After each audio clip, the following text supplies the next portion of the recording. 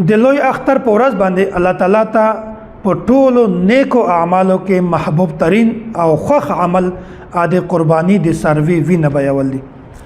الله تعالی ته په ټولو اعمالو کې خوښ عمل ده چې قرباني څوک وکي او د قرباني وینه وبوي او بیا دا وینه زمکه تر رسولو نه مخکې د الله تعالی په حضور کې دغه یو غټ مقام او شرف حاصل شي. ام المؤمنین ام عائشه رضی الله تعالی عنها دا فرمایي وي رسول الله صلی الله علیه وسلم فرمایلی دي ما عمل ادمی من عمل یوم النحر احب الى الله من احراق الدم. الله تعالی ته په دغه ورځ باندې د لوی اختر په ورځ باندې په ټولو نیکو اعمالو کې خوښ محبوب او بهترین عمل د قربانی د ساروي وینه بیول دي. او داسې الله رسول فرمای انه لياتي يوم القيامه بقرونها واشعارها وازلافها او دا سروي د دغه کوم وینه ده د دغه کوم ګندګي ده د دغه کوم وختان دي دا به هم د قیامت پر ورځ راځي. او بیا به څه کېږي د الله رسول فرمای وان الدم يقع من الله بمكان قبل ان يقع من الارض فتيب بها نفسه. نو د انسان چې کوم نیک اعمال ترازو ده په دا کې به هم د دغه سروي دغه وینه او دغه وختان فضله دا به هم جمع کیږي. په دې په وجه باندې به انسان ته د یو نیکو اعمالو چې کومه ترازو ده تله ده دا بدرنه شي انسان به کامیاب شي. او بیا دا وینه زمکه ته رسولو نه مخکې د الله تعالی په حضور کې د یو غټ مقام حاصل شي.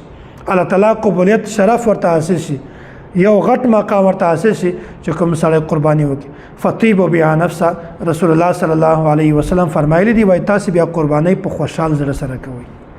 په قرباني کې تاسو خفګان مراولئ تاسو جګړه م پیدا کوئ بلکې صرف د الله تعالی حکم غنئ بس او قرباني وکړئ.